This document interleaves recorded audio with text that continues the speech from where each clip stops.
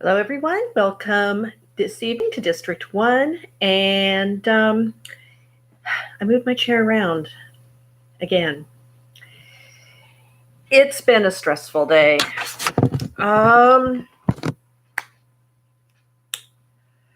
I'm sorry, but nail salons are a necessary, essential service.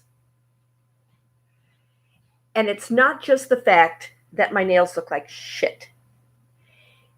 It's that when they start to, yeah, this is my favorite finger. You can't even wash your hair because then the hair gets caught under the nails. Can't even anymore. It's almost been a month. I'm starting to lose it.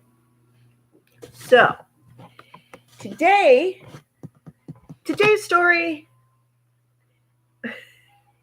Okay, the label was a lot nicer before it got wet and then torn. But this is a ginger cordial that was made by Jonathan from the Damn Lukians. And it is lovely. And yes, it does contain alcohol.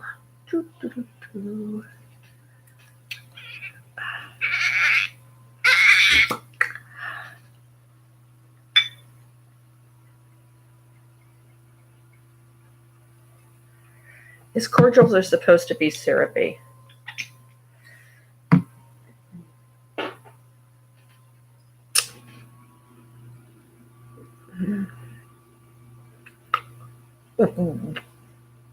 Wow. You can really taste the ginger. Okay, that woke me up. All righty, boys and girls. So, put that there.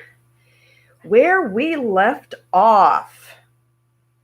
Today's chapter, and let me pull that up,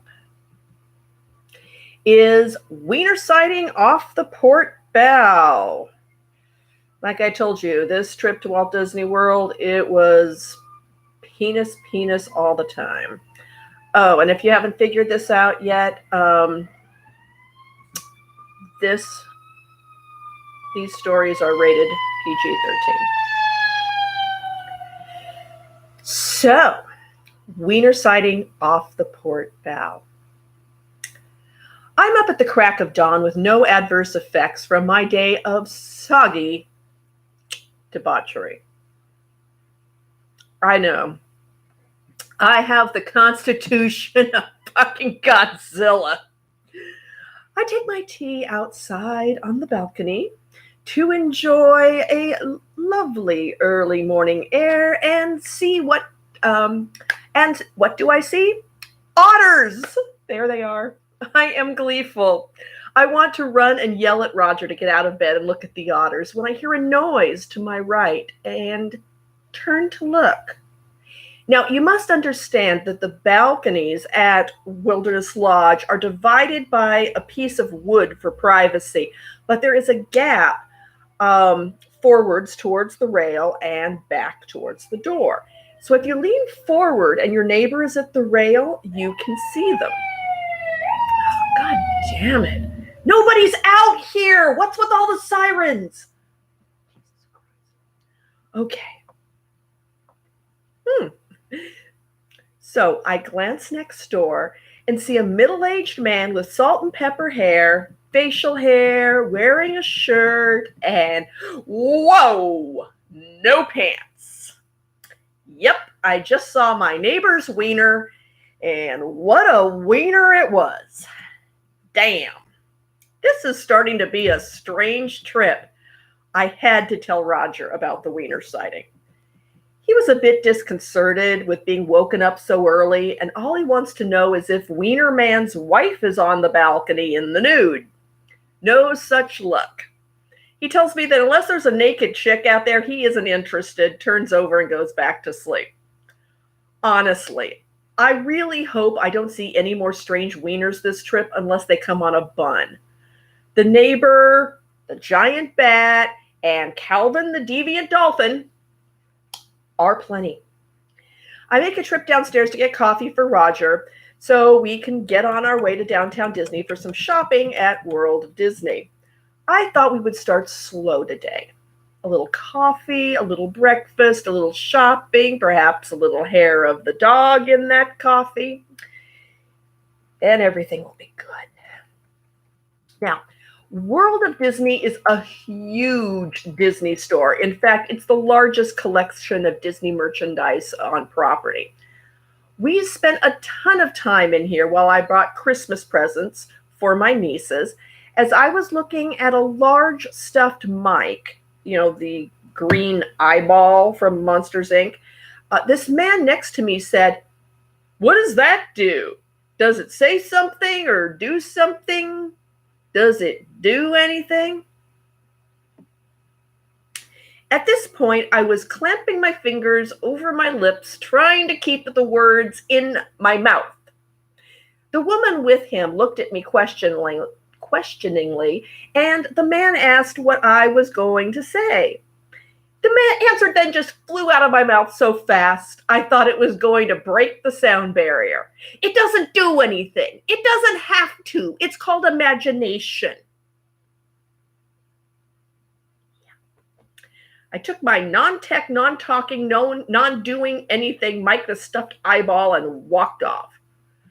Geez, not everything has to do everything for you.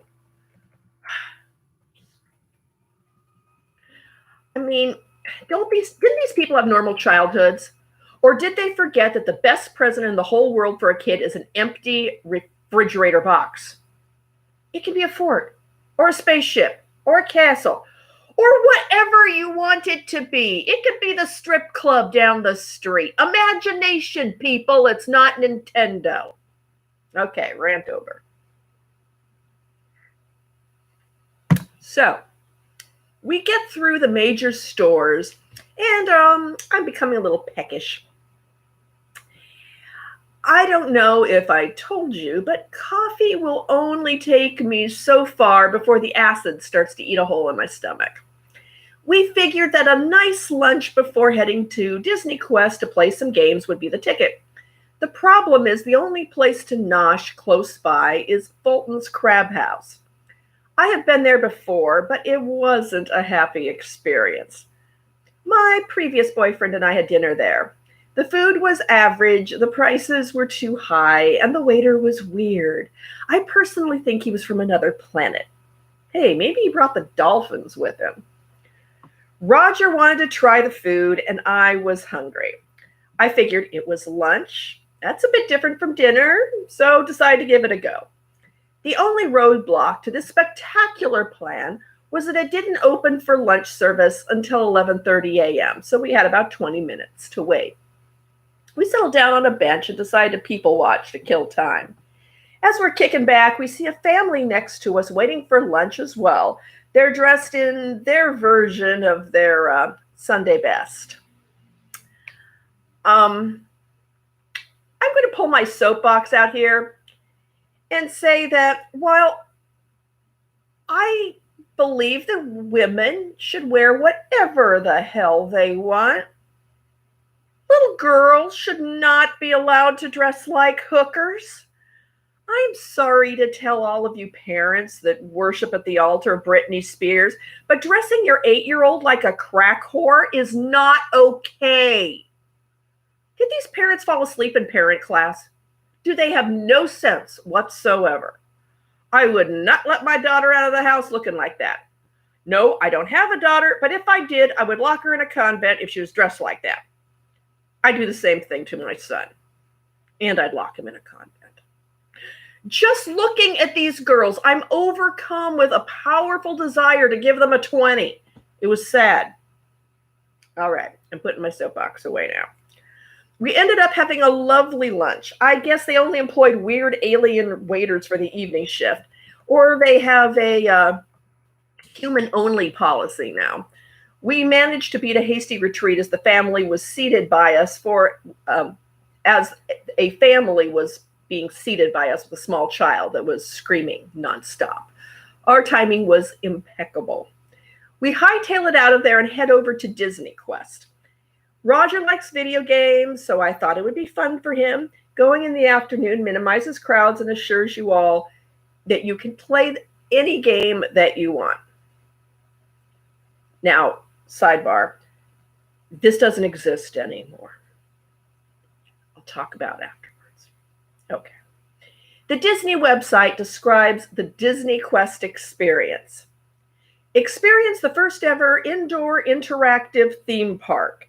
It's a wildly imaginative wonderland featuring the highest of high-tech fun for kids and grown-ups. I agree and disagree. When you first enter Disney Quest, you're greeted with the genie from Aladdin in the elevator. That in and of itself sets you up for this is not your normal arcade kind of experience. However, a theme park? I think that's stretching the point just a smidge.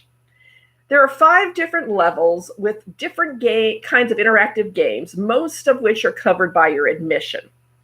Here are a few that we tried out. Aladdin's Magic Carpet Ride. This is a VR game where you fly on a magic carpet as Apu the monkey and try to free Princess Jasmine from Jafar. The helmet over your head can be unwieldy, and I had a great deal of trouble getting it to sit correctly. It kept falling down over my eyes, which is not conducive to flying Apu around on his carpet. I spent most of the game watching things in a blur and flying Apu into walls. It gave me a bit of a headache. Ride the Comics with an X. This game wasn't any better. You sit in chairs with virtual reality helmets on and swing lightsabers at comic book bad guys. After a while, your arms get really tired, and I had problems again with my helmet coming off or the picture becoming a blur so I couldn't see. I'm trying to kill the bad guys, but I can't see them, and the saber thing hurts my hand. Buzz Lightyear's Astro Blasters. Now, this is different than the attraction that you will see in the Disney parks. It's not the same at all. This was a fun bumper car kind of thing. You have one person driving over large balls, like dodgeballs, that are sucked up into the car, and one person as the gunner loads these rubber balls into a hopper. You then can fire them at other cars. If you hit targets, their car is temporarily disabled. The ride is too short, and you can't really aim, but it was fun. Cyberspace Mountain. This is a build-your-own roller coaster simulation. Roger wanted to build one with a deep drop. I don't do drops. I do corkscrews and loops and smashing through walls, but no drops. I had him write it by himself while I held his things. This is sounding familiar. He had fun, but said it wasn't long enough. Pirates of the Caribbean Battle for Buccaneer Gold. This was a new game, and it was the best of the lot.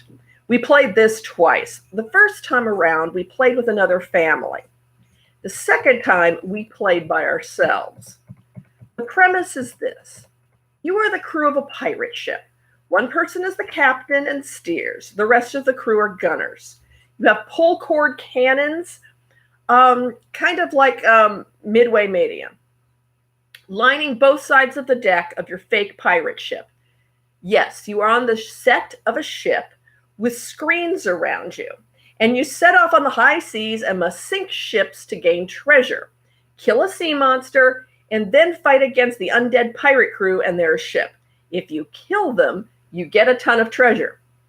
When we arrived, the family in front of us had done very badly.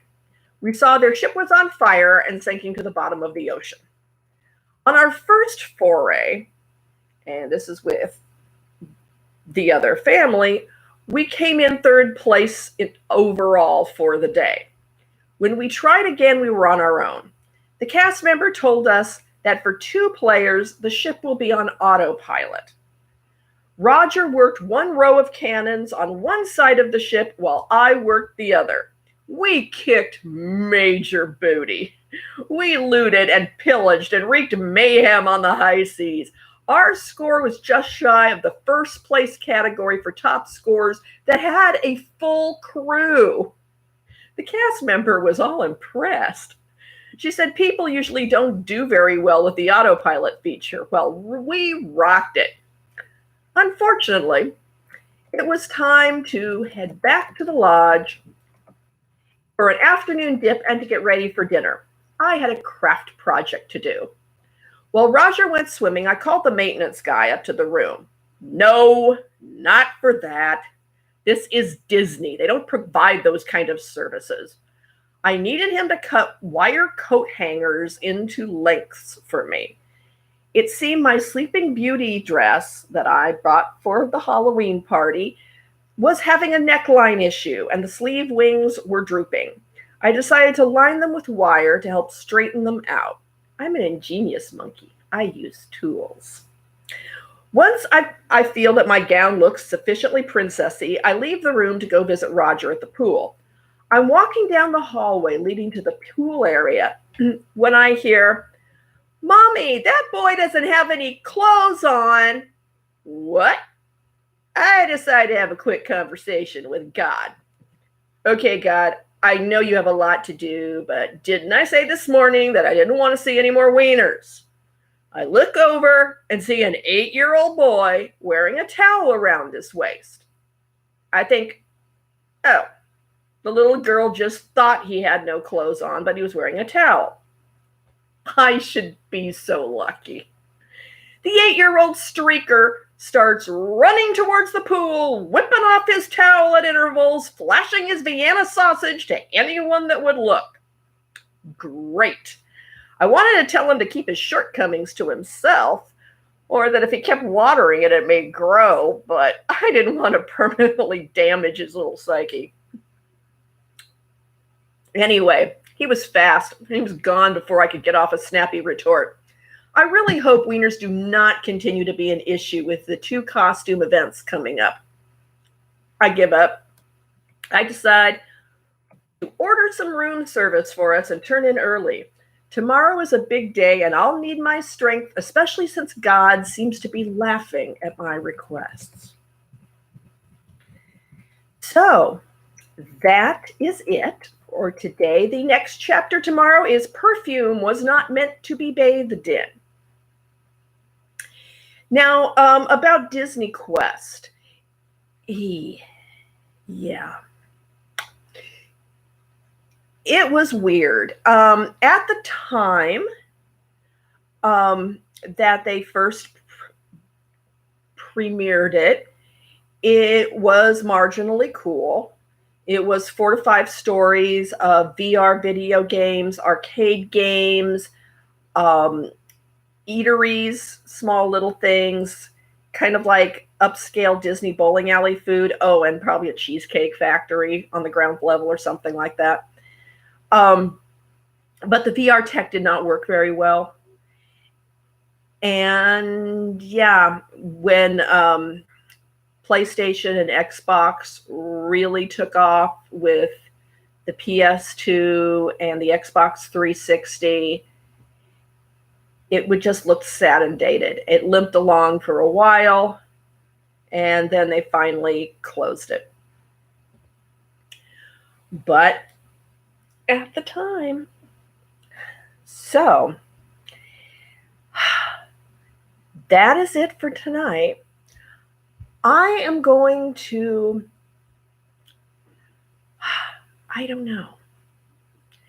It's Thursday. Tomorrow is a holiday because I currently work for a Catholic school. No, I'm not Catholic. So Good Friday is a holiday for us.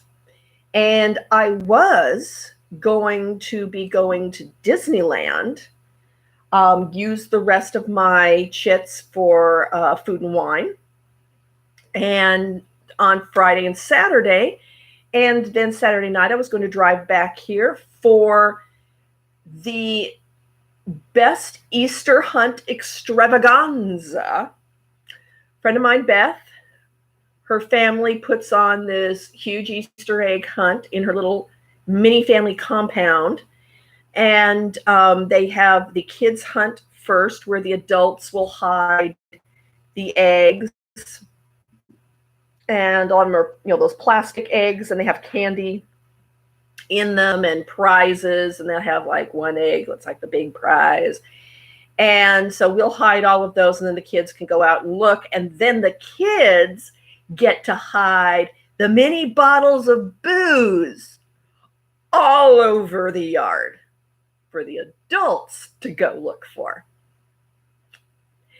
And then after that, they have a water balloon toss competition in the middle of the street, where you keep going farther and farther apart, and until there's one team remaining.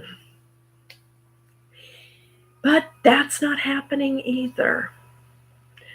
So no Easter extravaganza, no Disneyland, just me sitting in the house. I do have ginger cordial. I was thinking of tomorrow going out. Yes, going to a store. First, I need to go to my dispensary because priorities. And then need to go to the store because I need some fresh produce. I did get yeast in the mail today, so I can make bread, and I'm going to make kouign-amann. So that may be on YouTube soon. And I want to see if anyone has a rabbit to eat, because for Easter, I've got a ham, but I want bunny. I want to eat the Easter bunny for Easter. If I can't have a hunt for little booze bottles or go to Disneyland, I'm going to eat the Easter bunny. This is what we have now been driven to. Okay. I'm going to go game now. So, from all of us in District 1, have a lovely evening, and may the odds be ever in your favor.